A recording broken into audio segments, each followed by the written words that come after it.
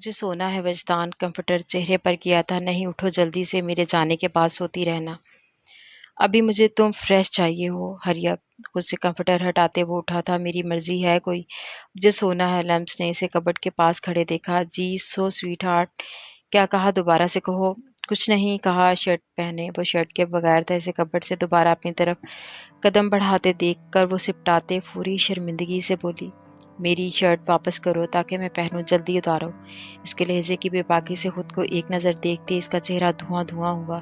निहायत बेशर्म है आप। इसकी तरफ तकिया उछालते खुद पर सरता पाँव का कंफर्टर लपेट चुकी थी।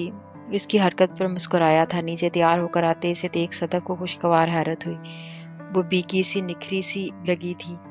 वजदान लॉन्च में इसे देखकर ठटका। क्या है अल्लाह, ये गे क्यों नहीं। वो फ्रेश होकर फ़ोन सुनते रूम से बाहर जा चुका था। वो पुरसुकून हुई थी। ड्रेसिंग के सामने तैयार होते इसे चिट के साथ एक बॉक्स मिला था जिसे खोलते पढ़ते हुए इसके होंठों पर शर्मीली मुस्कुराहट आई थी। For my रोतू sweet heart. Box खोलते वो वाइट गोल्ड के कड़े हाथों में पहनते इस पर अपने होंठ रखे थे। वो तो समझी थी वो जा चुका था, मगर इसे घर देख हैरत का शदीद झटका लगा। सी ग्रीन क्रेप की सादा सी फ्रॉक पर स्किन नेट का दुपट्टा लिए ब्राउन लापरवाही से खुले सीधे बाल सिल्की बालों में थी। इसकी मोहब्बत के रंगों में सजी सादा शफाफ दुल्हे चेहरे में इसकी दी हुई हर चीज़ को पहने थी। वो सादगी में भी बेइंतहा प्यारी लग रही थी। आ जाओ, रुक क्यों गई हो। सदफ ने इसे देखते प्यार से कहा। मम्मा आप बैठे, मैं नाश्ता बनाऊं आज।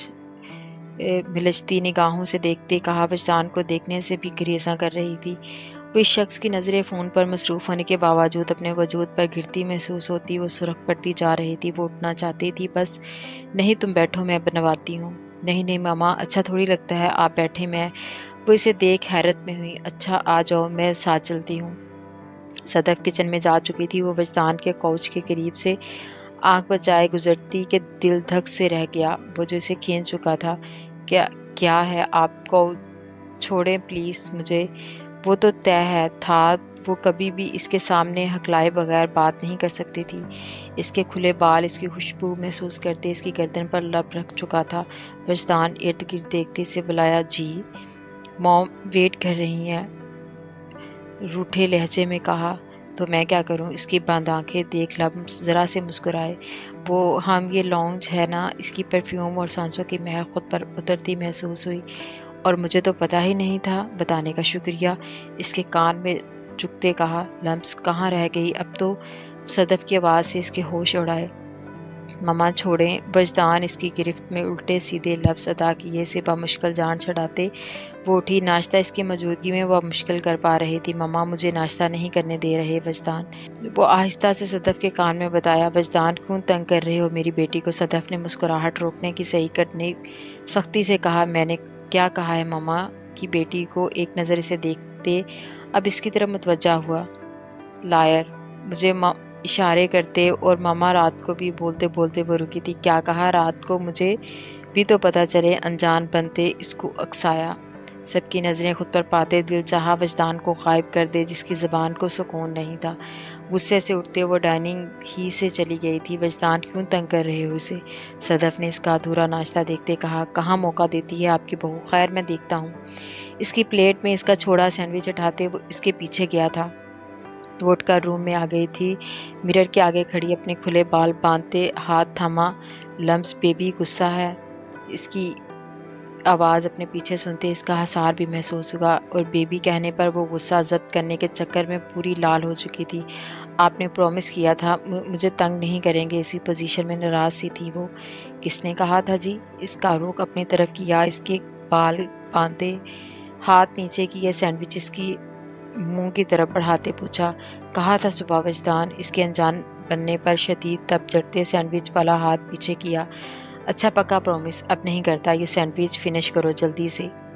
इसके होंठों के करीब दोबारा लेकर गया था। भूख लगी थी इसे पर इसकी वजह से वो नाश्ता छोड़कर आ चुकी थी जिसे अब बिला तर चूँ चरां वो खा चुकी थी। तब तक फ़ोन पर रिंग हुई जिसे सुनते वो अलर्ट हुआ। लम्स ने इसको एकदम संजीदा देखा था। कुछ टाइम बाद वो फ़ोन रखते इसकी तरफ मुतवज्जा हुआ। कुछ पल बाद खुद को पुरसुकून करते वो इसकी तरफ दोबारा बढ़ा था। इसका हर उठता कदम इसकी सांसें तेज़ कर रहा था। कल रात हमारी ज़िंदगी के सबसे खूबसूरत रात थी लम्स।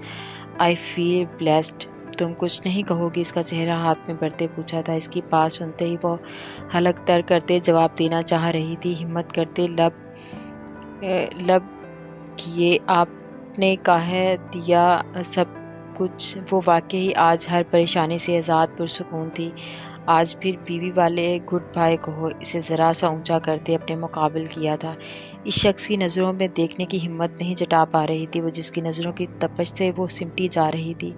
نو نہیں، نفی میں گردن ہلاتے فوری سرخ پڑتے اس کے سینے پر چہرہ چھپایا تھا۔ پلیز، اس کی اپنے دیے ہوئے کڑوں والی کلائی چومتے التجا کی تھی۔ اس کو ایک نظر دیکھا، پھر اس کی نظروں کی طلب، اس کے لہجے کی محبت، اس کا خود پر بھروسہ، اس کا خود کو ہر حال میں سنبھالنا، اس کا جنون، شدت، ہر چیز اسے اس وقت دنیا سے غافل کر چکی تھی۔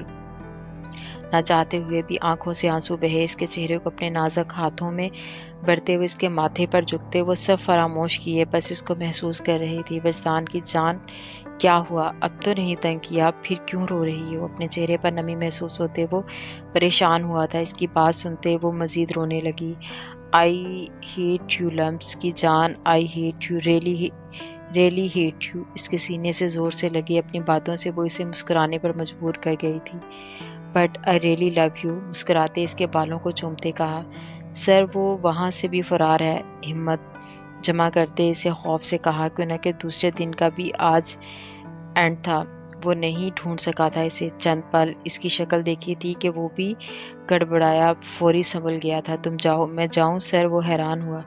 ہاں جاؤ، نہیں ملتا تو نہ سہی۔ وہ گھڑی کو دیکھتے بالکل سنجیدہ تھا۔ وہ آفس سے باہر نکلا تھا، فوری فون نکالا۔ ہم ٹھیک ہیں، اس کا کال ریکارڈ نکل آیا ہے۔ ہم ٹھیک ہیں، اس کا کال ریکارڈ نکل آیا ہے۔ گڈ ہو گیا یہ تو۔ کیا یہ ساری لوکیشن یہاں کے کسی ایریے کی ہیں؟ ٹھیک ہے۔ وہ فون پر بولتے ایک نقطے کو دیکھتے اشتعال دبا رہا تھا۔ قدموں کی چاپ جاتی سنائی دی تھی، یعنی وہ جو کوئی بھی تھا اس کی بات سنتے دروازے کے پار سے جا چکا تھا۔ نو اٹس مائی ٹرن۔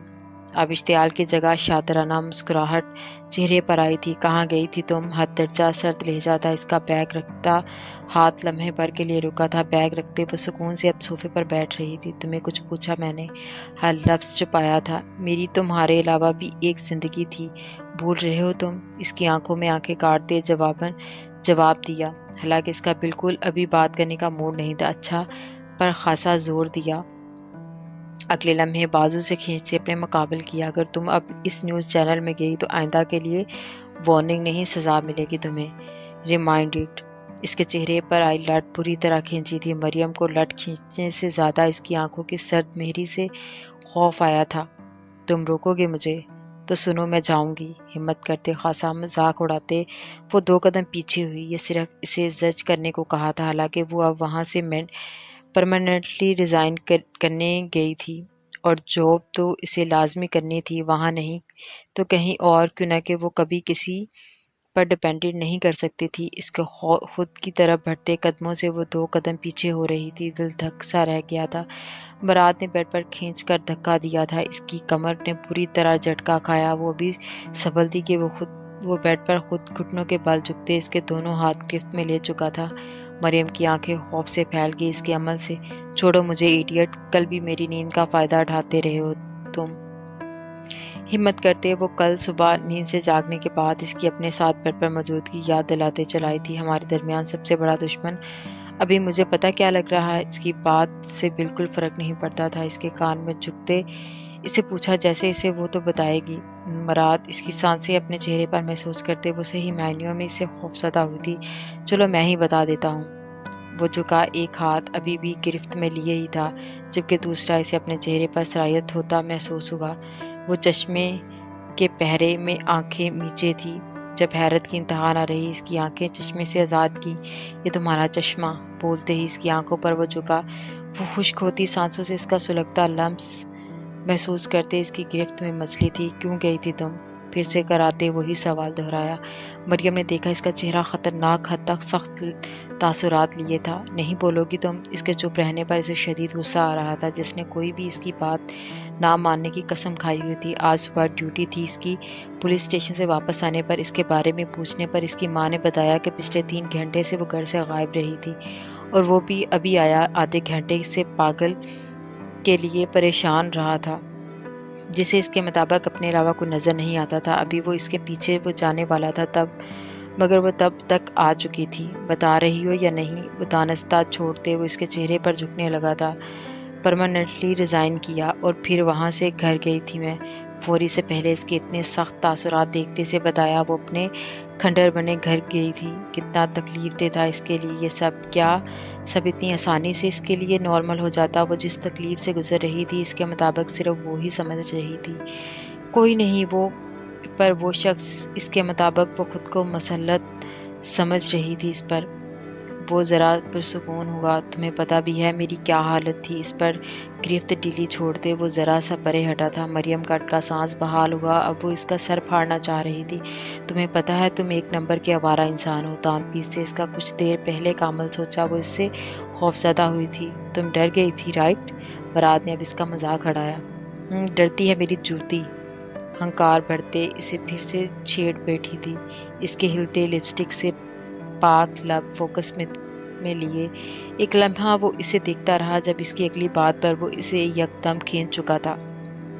کیوں نہ کہ تمہیں میں جواب دے۔ وہ اس آفت کے لیے بالکل تیار نہیں تھی جو اس کے ہونٹوں پر جھکا تھا، بری طرح اسے پیچھے کر رہی تھی، جو اس کے دونوں ہاتھ گرفت میں لے چکا تھا۔ چند لمحوں بعد اپنے بگڑتے تنفس سے اسے چھوڑتے فاتحہ نظروں سے دیکھا، جو گہرے سانس بھرتے سرخی ہوئی تھی۔